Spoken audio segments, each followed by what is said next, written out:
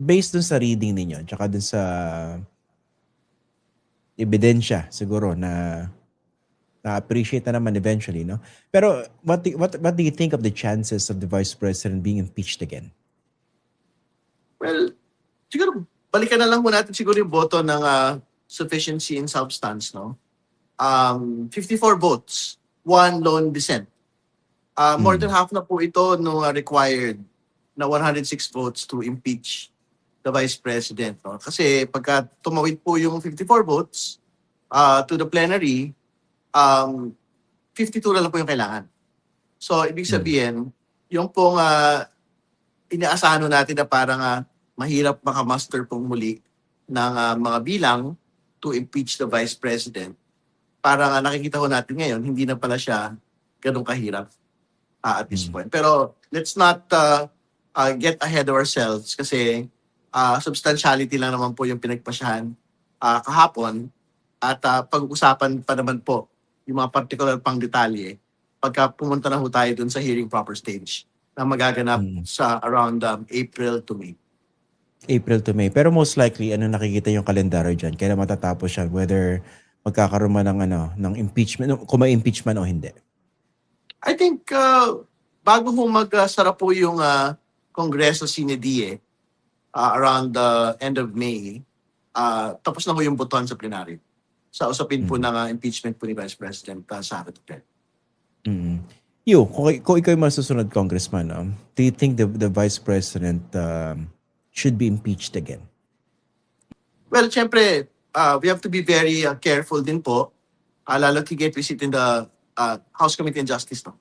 Pero we can see all of the evidence, no? Kasi this is basically a prosecution of what we had seen last year. No? So, pag-usapan na lang ho natin yung mga napag-usapan during the course of the last 3 days. Syempre, nakita ho natin dyan yung use po ng confidential funds. No? So, yung particular aspect po dyan, at dyan ho talaga magkakaalaman, yung pong usapin halimbawa, yung paggamit ng confidential funds for team building. Kasi yung confidential funds ho, ano ho talaga yan? Information gathering activities po talaga. Yung kailangan pong ginagawa ng pondo po na yan. Hindi ho ata pwedeng gamitin sa mga team building activities lang po ng isang opisina. So yun po, clearly malversation po yun. Yun yung una. Pangalawa, yung po pagrenta ho ng mga safe houses. So nakita ho natin may reports na I think around 500,000 per safe house. No? Yung average na ginugol po over the course of 11 days. Kaya sinasabi ho natin dyan, pagka ganyan ho yung mga levels of rental, pang Forbes Park, pang Dasmariñas Village, pang BGC, high-end condos po yung pinag-usapan natin. So ibig sabihin, pagka hindi ho dyan yung ginamit na safe houses, may problema yon kasi parang hindi ho tamang paggamit. Pero even if sa Forbes Park at Dasma at BGC po, yung pong ginamit pong safe house, syempre magiging tanong yun, ba't doon yung safe house? Nung pong mga sinasabing confidential informant. So, yun sa dalawang bagay pa lang na yun on confidential funds, malaking problema na po yun no? For the impeachment defense no, of the Vice President. Pangalawa, yung pong SALN. No, kasi kahapon, in-introduce po talaga natin yan. At nakita ko talaga natin doon na from 2007 to 2024. Ang nabanggit ko kahapon for the record was yung 2008. No? Pero meron ho tayong amount for 2007 which is far lower than yung 2008 na 18 million. Yung 2007, basically when she started public office was around 7 million. So there was a jump from 2007 to 2024 to 88 million. So ang percentage increase niyan ay 1,220% no? Over the course of around 16 to 17 years. So you know, and yung question, and yung question doon, does it constitute unexplained wealth? No? Wala pa po tayong conclusion on the question yesterday. Pero linatag na mo natin yung ibig sabihin po ng unexplained wealth no? For public officers. No? So ibig sabihin, meron kang legitimate income as a public servant and other lawful income, ibabangga po doon yung pong sinasabi mo na net worth mo sa isang particular na taon. So ibabangga therefore, yung pong 88 million na net worth ni Vice President Sara Duterte versus yung cumulative lifetime income niya during public service na I think would be around 30 million to 40 million. So, ibig sabihin, meron pong clear gap yung pong 88 and yung high mark na 40 million. So, kailangan hanapin saan nanggaling yung 48 million. So, doon natin malalaman kung was it taken from yung other lawful income po na kanya pong pamilya. Sinasabi nila na there is an ice plant, there is the law practice. No? So, doon natin malalaman kung galing po pa sa mga ganito pong pagkita, yung pong gap po doon sa kanya pong public life income at yung other lawful income po, supposedly, ng kanya pong pamilya. Okay, naalala ko yung corona impeachment trial ng 2012, no? So basically, napakalaking issue ng SALN na yan. And actually, that was the reason why he was convicted. Diba, meron siyang mga hindi dineclare na dollar and peso deposit sa kanyang SALN.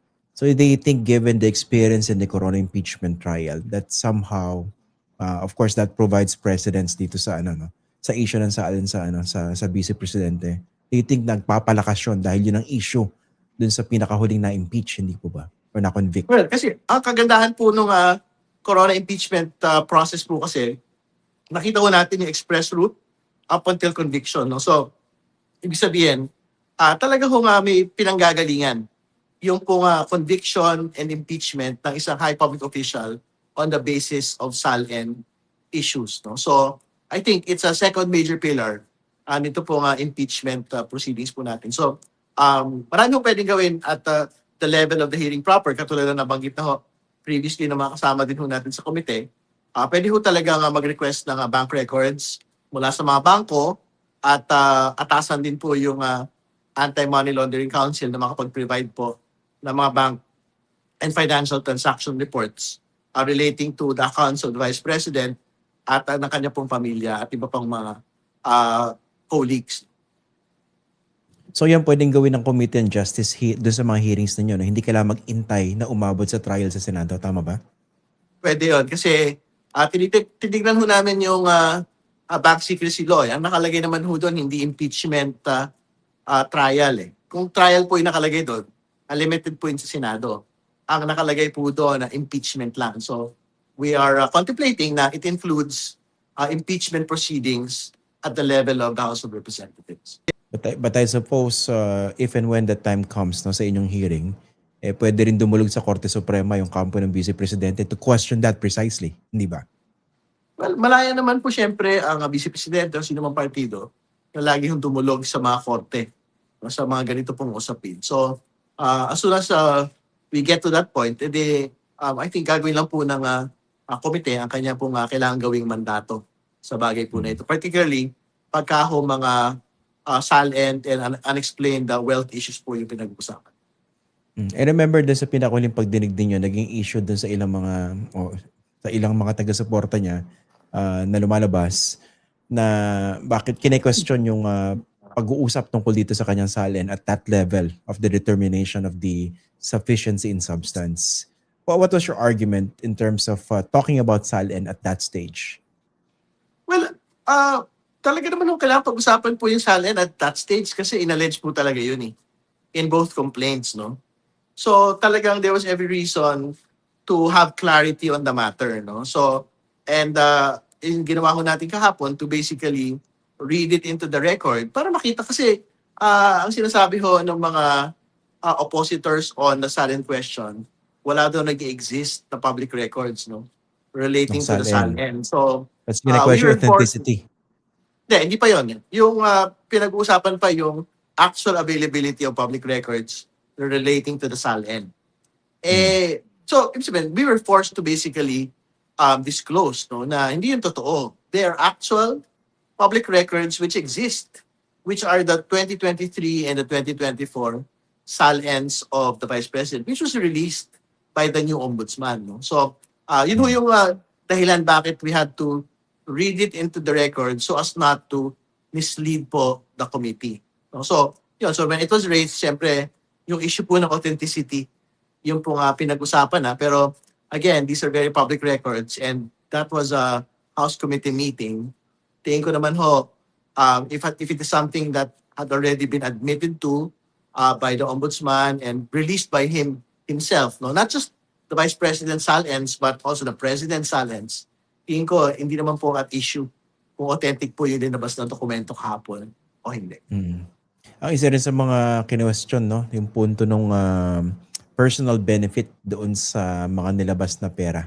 Kasi na-establish doon sa mga pagdinig ng ng House Committee on Good Government last year na meron talaga mga lumabas na pera. Pero I think one of your colleagues, yung mga defender ni Sara Duterte, kine-question, nasan yung personal benefit? Ano po ba ang tugon doon? Hindi ho totoo yun eh. Ang totoo naman yung malversation, dalawang bagay yun. May malversation po na talaga meron ng personal benefit. Ibig sabihin, pinera mo talaga yung pera. Ganyan naman yung itsura sa flood control, di ba? May mga pinera po yung mga ilan sa mga matataas na opisyal at mga panggitang opisyal ng gobyerno. Pero meron din pong malversation na technical malversation. Ibig sabihin, pagka meron ho nga appropriation tapos hindi mo ginamit sa talaga po nga itinakda ng batas na paggagamitan mo, may kulong pa rin ho yun eh. And more importantly, marami po doon sa mga nakapiit on, for example, DPWH flood control, marami naman ho doon yung mga mga nanay, kananayan at katatayan ng mga maliliit na mga kawani. I'm sure wala akong personal benefit yung pong mga tao doon, ang kasalanan lang ho nila, nasama ho sila doon sa mga pumirma nung pong mga dokumento na yun. Di ba? Pero may kulong pa rin ho yun kasi, syempre, accountable officers pa rin ho sila. And yun din isa sa mga excuse nung pong defenders of the Vice President, sabi nila, ministerial lang naman yung pong pagpirma ng Vice Presidente po sa mga disbursement vouchers, financial documents, pero kailangan ho natin linawin, head of office po siya eh. So meron pong ultimate responsibility ang head of office sa lahat po ng mga kapirahan na ginagamit ng kanila pang mga opisina. No? So hindi ho totoo na hindi, simpleng pirma lang naman yun, bakit naman siya masisisi doon? Hindi ho ganun yun.